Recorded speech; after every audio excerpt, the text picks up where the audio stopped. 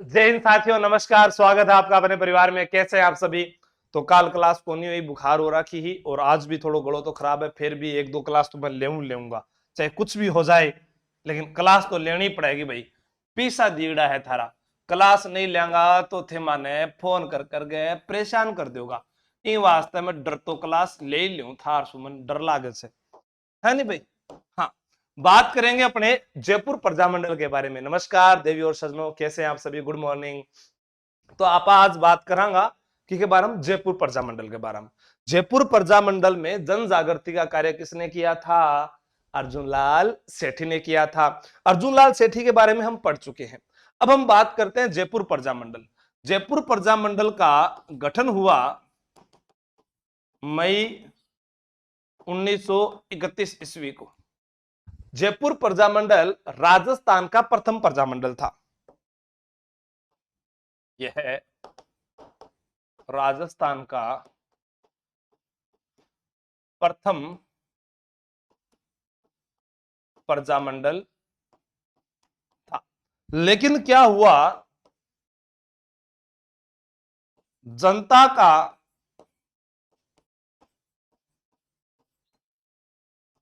अपेक्षित सहयोग न मिल पाने के कारण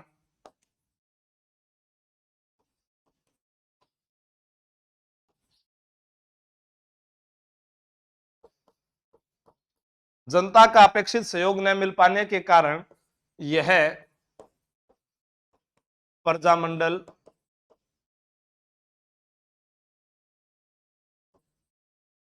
निष्क्रिय हो गया।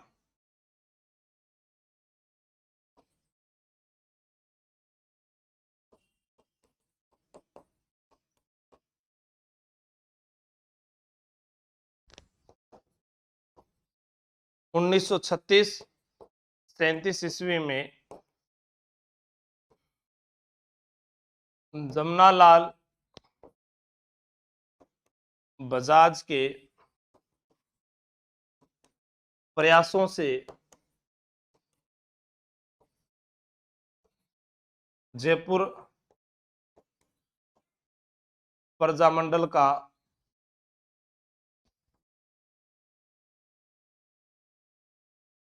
पुनर्गठन हुआ। अब जब इसका पुनर्गठन हुआ, तब अध्यक्ष कौन बने थे? अध्यक्ष यहां पर बने थे, जिनका नाम क्या बोलते हैं उनको, चिरंजी लाल मिश्र। चिरंजी लाल मिश्र जो है अध्यक्ष बने थे। फिर यहां पर जो है कपूरचंद पाटनी का नाम भी आता है। यहां पर अपने बात करते हैं जमनालाल बजाज का नाम। फिर जमनालाल बजाज ने जिसकी अध्यक्षता की थी, मेवाड़ प्रजामंडल नहीं था अंजू बिश्नोई जी। मेवाड़ राजस्थान की सबसे प्राचीन रियासत है। मेवाड़ राजस्थान की वह रियासत है जो एक ही समय में एक ही स्थान पर सबसे लंबे समय तक राजवंश जो है वो थी। हाँ, टेकन टिकम जी पटेल आपकी क्लास शुरू करवा देंगे पक्का, कल से ही करवा देंगे। ओके, अभी थोड़ा स्टूडियो भी खाली नहीं है। हाँ, और बताओ आप, ये मिट गया क्या? चिरंजी लाल मिश्र। ठीक है, तो नोट कर लो फटाफट इसे।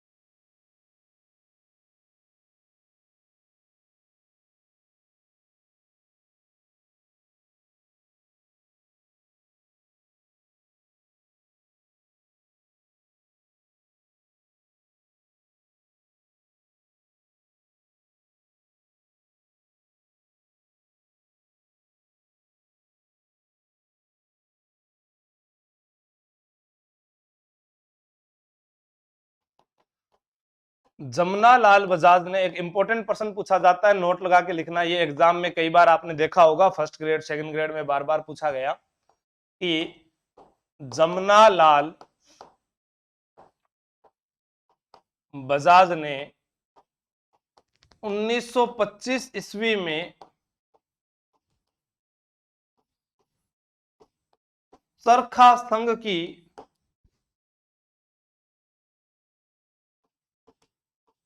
स्थापना अजमेर में की,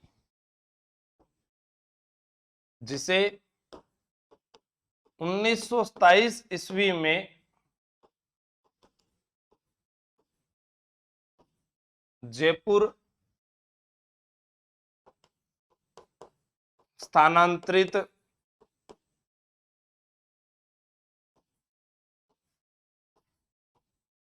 कर दिया। कहां स्थानांतरित कर दिया? जयपुर स्थानांतरित कर दिया था। ठीक है, अब अपने क्या करते हैं, एक प्रश्न आता है एग्जाम में, जो अभी गत वर्ष के अभी एग्जाम हुए उनमें आप देख लेना, पिछले साल वाले में प्रश्न आया था 9 मई 1938 ईस्वी को जयपुर प्रजामंडल का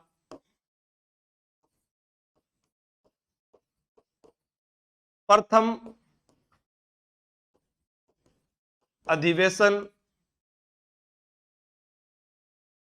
हुआ, जिसकी अध्यक्षता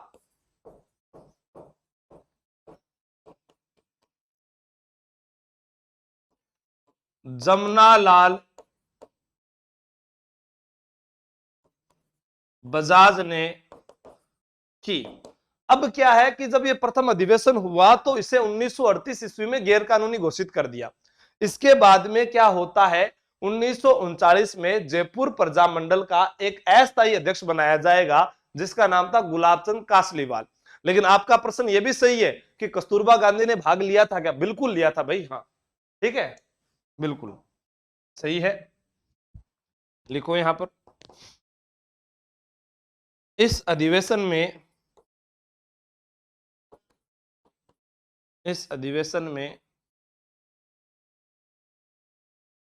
कस्तूरबा गांधी ने भाग लिया था। अब आपसे एग्जामिनर प्रश्न पूछ रहा क्या है कि गैर कानूनी कब घोषित हुआ? पहली बार गठन 1931 में हुआ था। कब हुआ था? 1931 में हुआ था। और उसके बाद अस्थायी घोषित कब हो रहा है? 1938 में। एग्जामिनर प्रश्न पूछेगा तो या तो कपूर, मैंने क्या कहा देखो, बोलो जयपुर कपूर, है ना।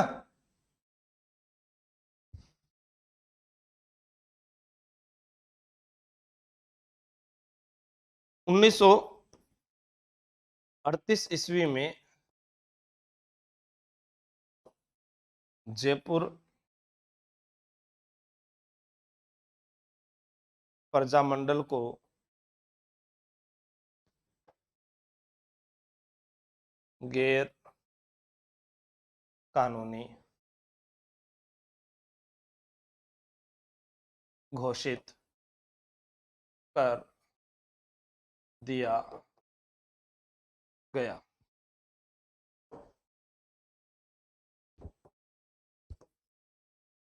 उन्नीस सौ उनचालीस ईस्वी में जयपुर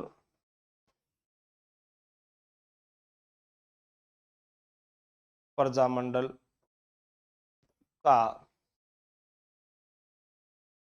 अस्थायी अध्यक्ष गुलाबचंद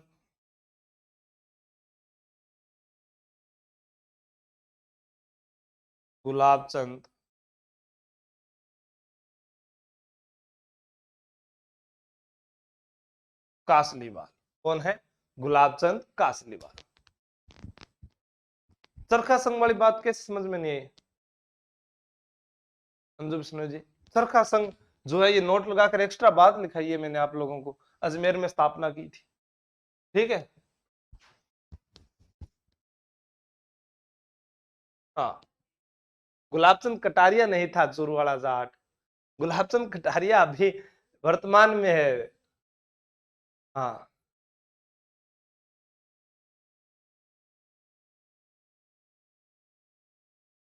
ठीक है, नोट करो इसको भाई।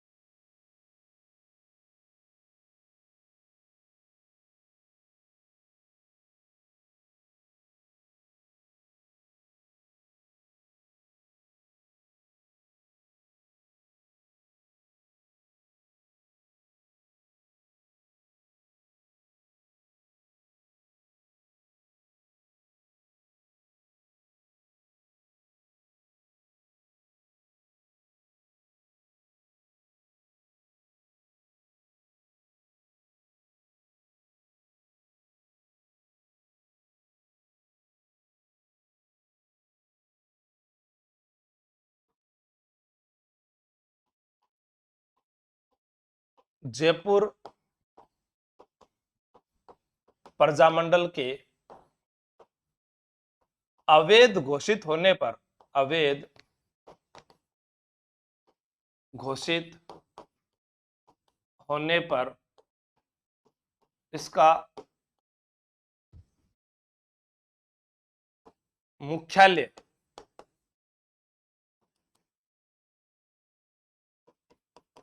आगरा, आगरा किस नदी के किनारे, अभी कमेंट करके बताओ।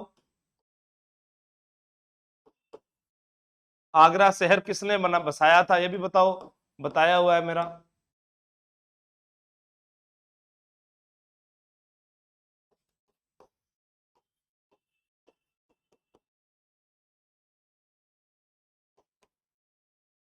जमनालाल बजाज को गिरफ्तार कर मोरा सागर जेल, मोरा सागर जेल जहां अर्जुन लाल सेठी को असहयोग आंदोलन के दौरान गिरफ्तार किया गया था, ये किस जिले में है, सवाई माधोपुर में है। गिरफ्तार कर मोरा सागर जेल में रखा गया। जवाब नहीं है, यमुना नदी किनारे सुनील जी नायक, दशरथ राठौड़, बिल्कुल सही है। हाँ, लेकिन किसने शहर बसाया था आगरा शहर, ये तो किसी ने बताया नहीं। मंजू जांगिड़ जी अभी नहीं लग रही है क्लास, बताओ।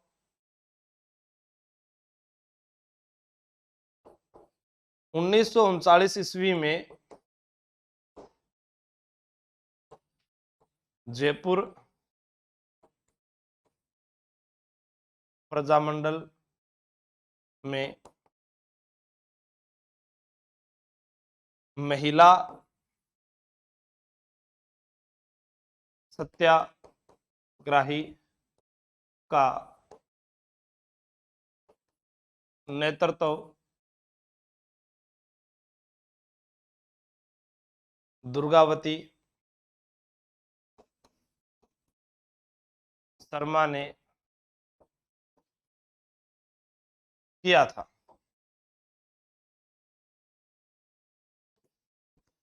1940 ईस्वी में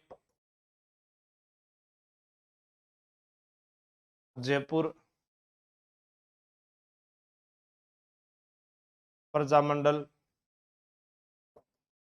के अध्यक्ष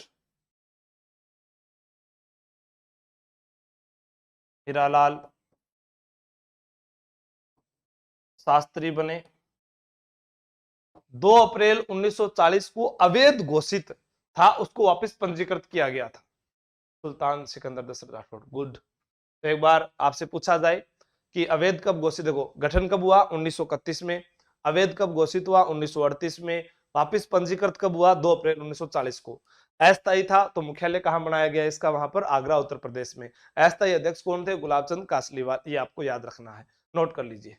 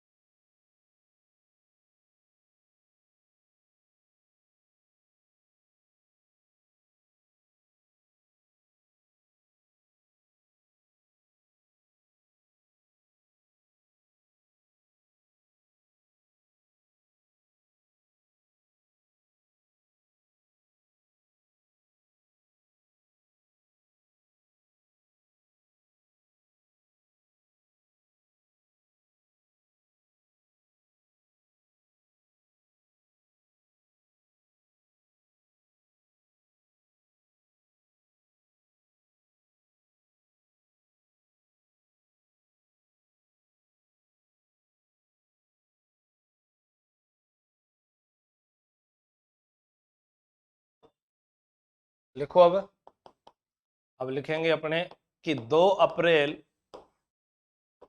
1940 ईस्वी को जयपुर प्रजामंडल को पुनः पंजीकृत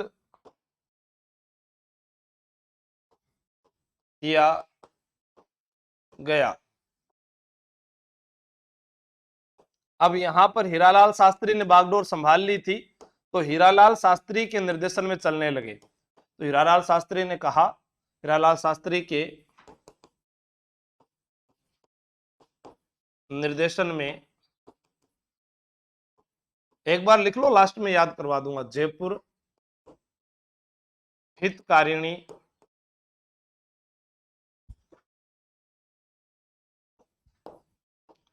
सभा का गठन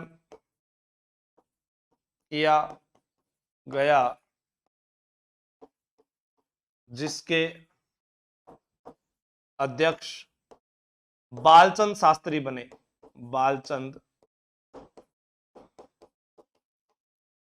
शास्त्री बने। अब आपसे एग्जामिनर प्रश्न पूछेगा कि 1942 के भारत छोड़ो आंदोलन में राजस्थान की किन रियासतों ने भाग नहीं लिया था? तो आपका पहला जवाब तो होगा कि 1942 के भारत छोड़ो आंदोलन में जयपुर प्रजामंडल ने भाग नहीं लिया था। वीर सिंह पहुंच रहे हैं आपके कमेंट भी, लेकिन यहां पर आपको ध्यान रखना है, जयपुर अगर ऑप्शन में नहीं है तो उत्तर जैसलमेर भी सही है। ठीक है, 1942 के भारत छोड़ो आंदोलन में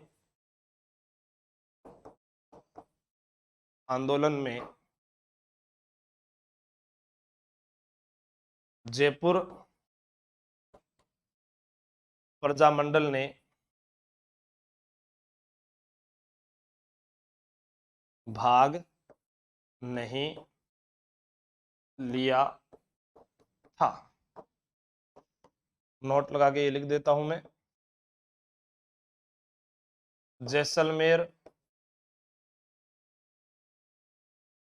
रियासत ने भी भाग नहीं लिया था। अब क्या होता है, जब भाग नहीं लिया तो इसकी जब आलोचनाएं होती है कि भाई भारत छोड़ो आंदोलन महात्मा गांधी के नेतृत्व में हो रहा है और आप जो है भारत देश के जो विकास या भारत देश की स्वतंत्रता की जब बात आ रही है और आप उसमें हिस्सेदारी नहीं दे रहे हो, तब यहां पर क्या है, जेंटलमैन एग्रीमेंट होता है। जेंटलमैन एग्रीमेंट यानी जेंटलमैन समझौता होता है। जयपुर के आधुनिक निर्माता, आप कभी जयपुर आएंगे तो आपने कभी देखा होगा एक MI रोड, वो मिर्जा इस्माइल रोड है, MI मिर्जा इस्माइल रोड, उन्हीं के नाम, उन्हीं के साथ में हीरालाल शास्त्री ने एक समझौता किया। उसमें यह बात कही गई कि जयपुर के राजा के ऊपर प्रत्यक्ष रूप से कार्रवाई नहीं होगी, द्वितीय विश्व युद्ध के अंदर हम अंग्रेजों का साथ नहीं देंगे, कांग्रेस का झंडा फहराया जाएगा और आंदोलनकारियों को प्रभात फेरी निकालने की अनुमति दी जाएगी। अब इस घटना के बाद में 1942 में ही बाबा हरिश्चंद्र ने दौलतमल भंडारी के साथ में मिलकर और जो है उसको क्या बोलते हैं, हरिश्चंद्र ने आजाद मोर्चा बनाया। क्या बनाया था? आजाद मोर्चा। उस आजाद मोर्चे ने फिर इस भारत छोड़ो आंदोलन में भाग लिया था और भारत छोड़ो आंदोलन जब शुरू हुआ तभी समाप्त हो गया। हाँ, बंबई के ग्वालियर टैंक मैदान में शुरू हुआ था और ऑपरेशन जीरो ओवर चलाया गया, बड़े बड़े नेताओं को गिरफ्तार किया गया। ये भारतीय इतिहास में अपने पढ़ेंगे। ठीक है, तो एक बार इसको नोट कर ले। कमेंट सबके आते हैं, मैं सारा कमेंट देख ली हूं, पढ़ू को नहीं। बम थे बाता करो राम राम, ठीक है, ओके, थैंक्स। आज बार बार पढ़े हूं, इरिटेट होगा आप बाद में पढ़ांगा जना। हाँ, एक बार आप नोट करो इसको।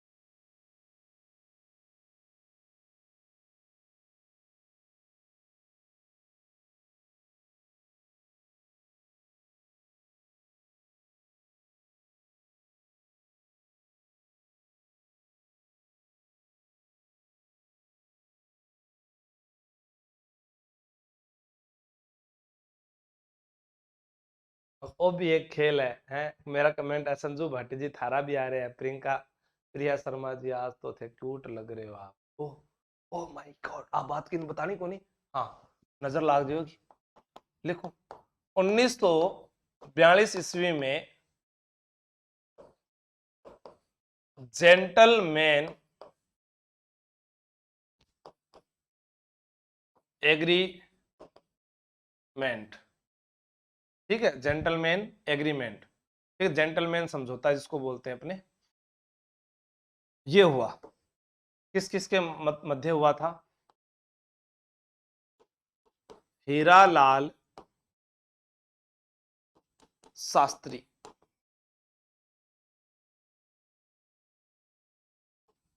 और इधर एक नाम अभी बताया था मैंने आप लोगों को, मिर्जा इस्माइल, मिर्जा इस्माइल। अब इसकी जो है शर्तें,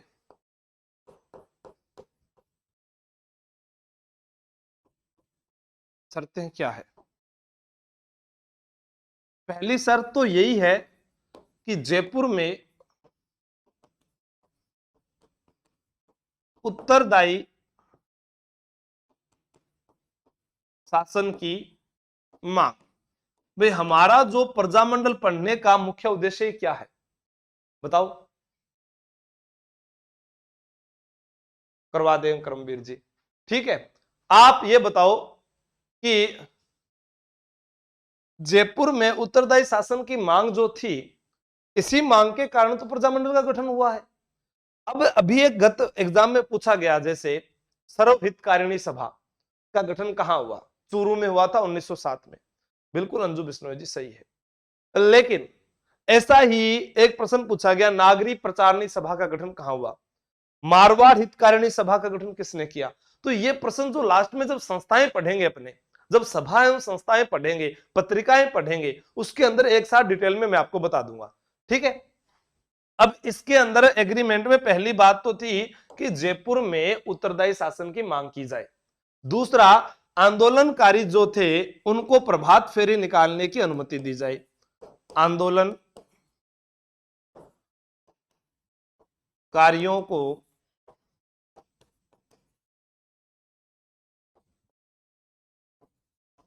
प्रभात फेरी निकालने की अनुमति। देखो आपसे एग्जाम में ये बातें नहीं पूछी जाएगी, मैं पहले ही बता रहा हूं। पूछा जाएगा तो सिर्फ ये जेंटलमैन समझौता किस किस के मध्य हुआ, ये आपके दोनों व्यक्ति सामने है, कब हुआ, बस इतने ही।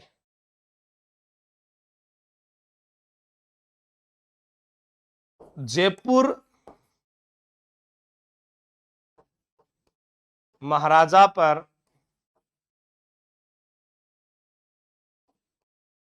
प्रत्यक्ष रूप से कार्यवाही नहीं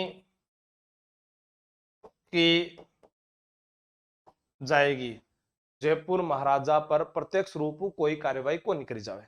आ बात भी समझ में आ गई जी, ठीक है। कांग्रेस का झंडा फहराया जाएगा। कांग्रेस का झंडा फहराया जाएगा।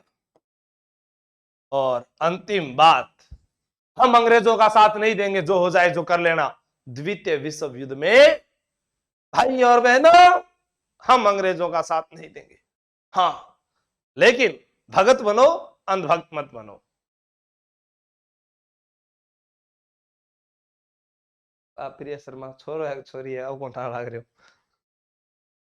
कांग्रेस का झंडा फहराया जाएगा, ये बात चल रही। हाँ, द्वितीय विश्व युद्ध में, द्वितीय विश्व युद्ध में, द्वितीय विश्व युद्ध में अंग्रेजों की सहायता नहीं की जाएगी।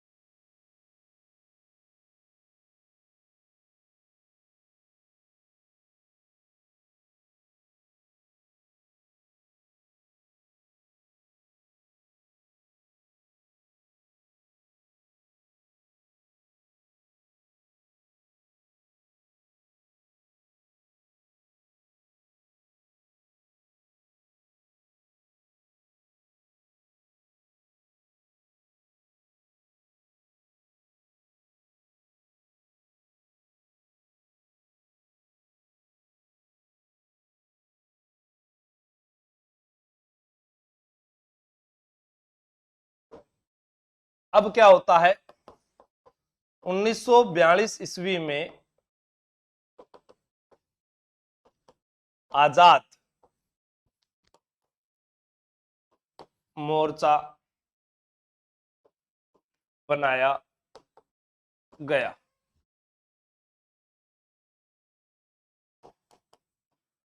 गठनकर्ता बाबा हरीश चंद्र, सदस्य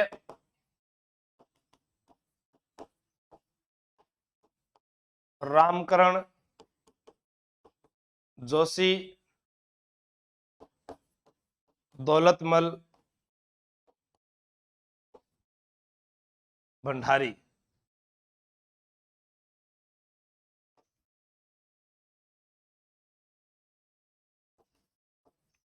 उद्देश्य रियासती जनता को रियासती जनता को राष्ट्रीय गतिविधियों से जोड़ना, रियासती जनता को राष्ट्रीय गतिविधियों से जोड़ना, ये उद्देश्य था।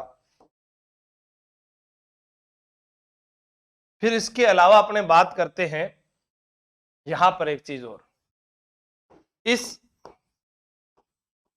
आजाद मोर्चे ने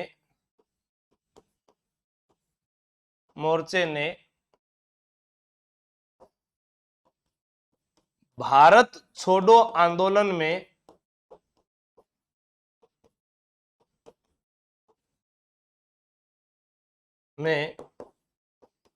भाग लिया था। 42 तक बात आ गई। 1944 ईस्वी में, ये नोट लगाकर लिखना इंपॉर्टेंट है, ये भी 44 ईस्वी में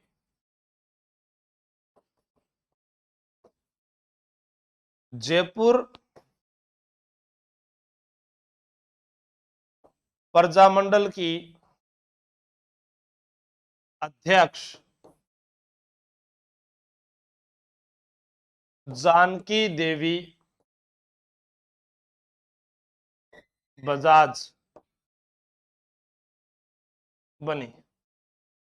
ठीक है, नोट करो इसको, लिखाऊंगा रिंकी मीणा जी।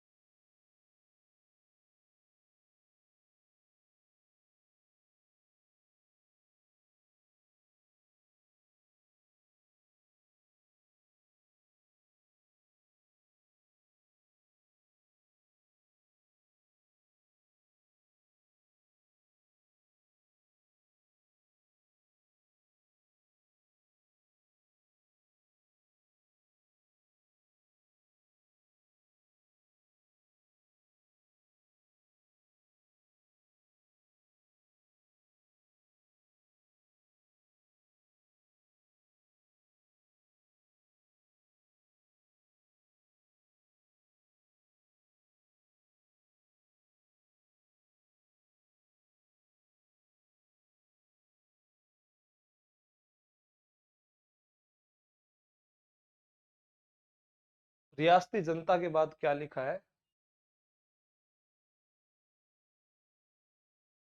ऐसे लिखा है, रियासती जनता को राष्ट्रीय गतिविधियों से जोड़ना, ये लिखा है। हाँ ठीक है, नोट होने के बाद बता दिया करो भाई मेरे को।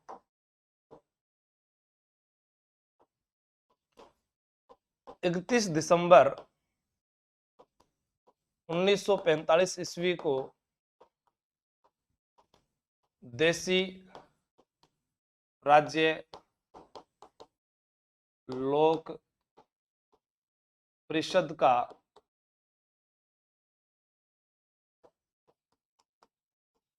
सातवां अधिवेशन सलोदिया मैदान मैदान उदयपुर में जवाहरलाल नेहरू की अध्यक्षता में हुआ। अब ये क्यों हुआ? क्योंकि हमने ये देखा है कि आजाद मोर्चा जो है वो अलग होकर भारत छोड़ो आंदोलन में भाग ले लेता है। इस कारण फिर यहां एक अधिवेशन हुआ।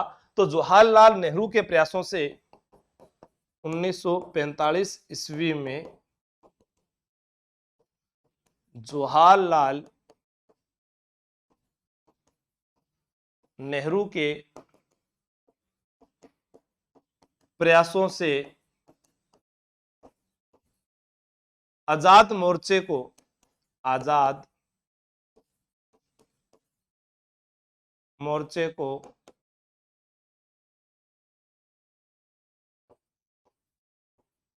जयपुर प्रजामंडल में शामिल किया गया। आजाद मोर्चे को जयपुर प्रजामंडल में शामिल किया गया।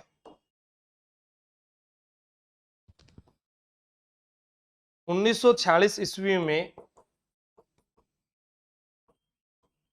जयपुर प्रजामंडल के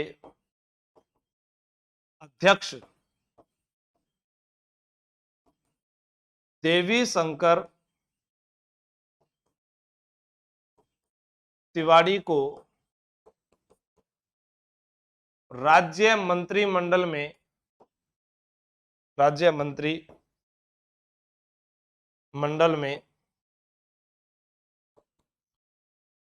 शामिल किया और जयपुर प्रजामंडल समाप्त हुआ। आपको याद रखना है 30 मार्च 1949 को 30 मार्च 1949 ईस्वी को जयपुर को राजस्थान में शामिल किया और राजस्थान की राजधानी बनाया। ये आपको याद रखना है। हाँ, राकेश खटीक जी नमस्कार। रेणु त्रिपाठी जी सर बोलिए। आपको कोई ज्यादा अगर कोई समस्या कोई कमेंट की तो आप व्हाट्सएप पर पूछ लो। यहाँ पर सर हेलो नमस्ते सर ये करने से बार बार मैं इरिटेट होता हूँ। ठीक है, अभी ये सारा आपका जयपुर प्रजामंडल हो गया। मैं इसको रिवाइज भी करा देता हूं। जब राजस्थान की राजधानी बनाया गया उस समय राजस्थान के मुख्यमंत्री यहां पर हीरालाल शास्त्री थे। तो एक बार थोड़ा सा उनके बारे में भी पढ़ेंगे, फिर मैं इसका पूरा रिवीजन आपको करवाता हूं। तो एक इसको नोट कर लो, फिर नेक्स्ट क्लास भी है।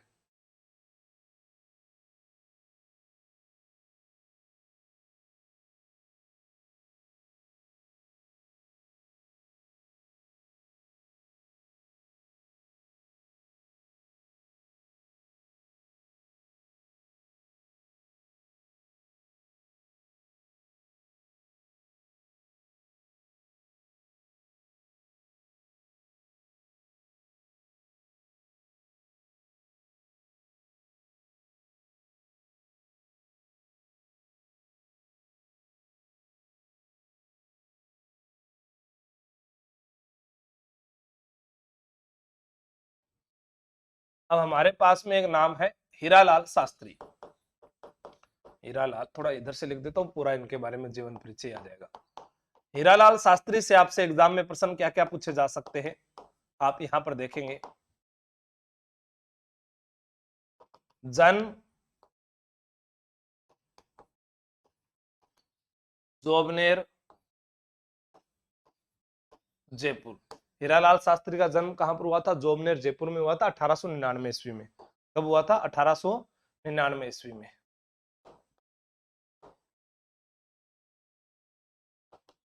ठीक है, जोबनेर वह स्थान है जहां पर ज्वाला माता का मंदिर बना हुआ है, फूल पत्ती वाली साड़ी भी प्रसिद्ध है, ये एक्स्ट्रा बात है। हाँ ठीक है जसवंत नागर जी। राजस्थान के प्रथम मनोनीत मुख्यमंत्री 30 अरे 1940 में जयपुर प्रजामंडल के अध्यक्ष, जयपुर प्रजामंडल के अध्यक्ष भी रहे। उसके अलावा आपसे यहां से प्रश्न पूछा जाए, 30 मार्च 1949 को संभागीय व्यवस्था की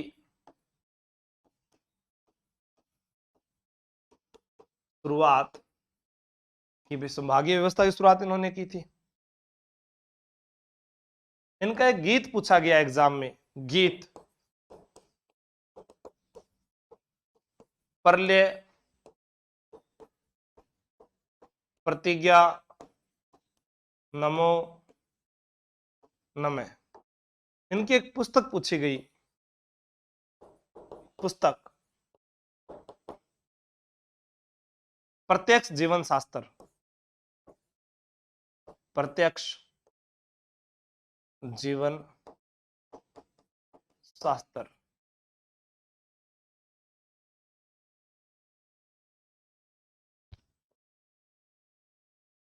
इन्होंने जीवन कुटीर संस्था का गठन किया।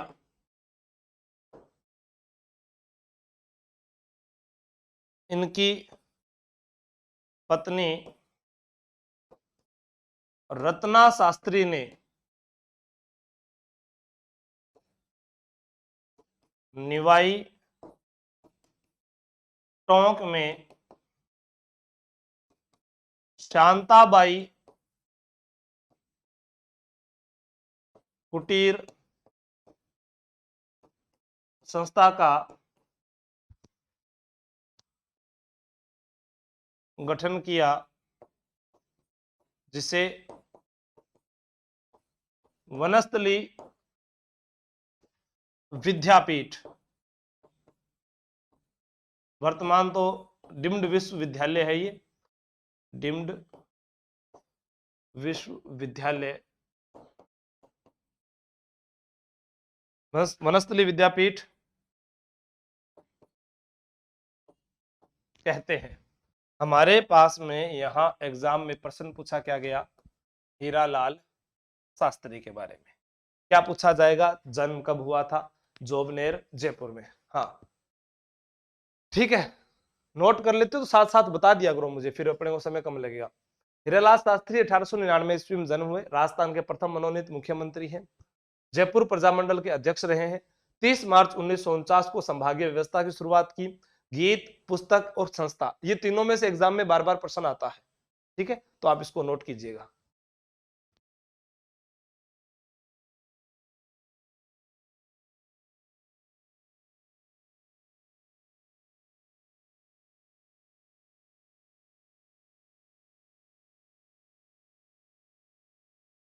अब मैं आपको समझा देता हूं पूरा का पूरा जयपुर प्रजामंडल। हमने लिखा जयपुर प्रजा मंडल।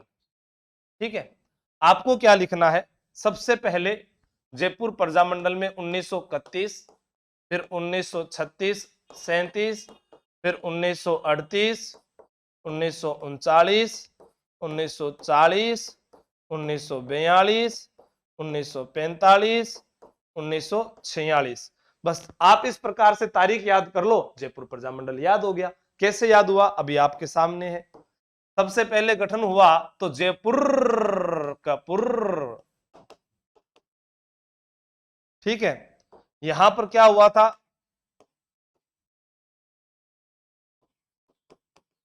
पुनर्गठन हुआ था, तब अध्यक्ष कौन बने थे, चिरंजी लाल मिश्र। जमनालाल बजाज ने किया था, हीरालाल शास्त्री और कपूरचंद पाटनी भी थे। प्रथम अधिवेशन हुआ, इसकी अध्यक्षता किसने की थी, जमनालाल बजाज। जमनालाल बजाज की पत्नी का नाम क्या है, जानकी देवी बजाज। वो यहां पर 1944 में, 44 में कौन थी, जानकी देवी बजाज थी, जानकी देवी बजाज। तो दोनों तारीख याद रहेगी साथ साथ में। 1938 में ही क्या घोषित हुआ था, गैर कानूनी घोषित हुआ था जयपुर प्रजामंडल। 1939 में कौन थे अस्थाई, गुलाबचंद कासलीवाल। और जब 1939 में महिलाओं का नेतृत्व किसने किया था, दुर्गावती शर्मा ने। 1940 में अभी पढ़कर गए हीरालाल शास्त्री। 1942 में भारत छोड़ो आंदोलन। 1942 के अंदर ही जेंटलमैन समझौता। 1942 में ही आजाद मोर्चा। 1945 में अखिल भारतीय देसी राज्य लोक परिषद। 1946 में देवी शंकर तिवारी। अब अपने बात करके गए थे यहां पर, ये जो मैंने लिखा है इसको थोड़ा सही लिख देना, अखिल भारतीय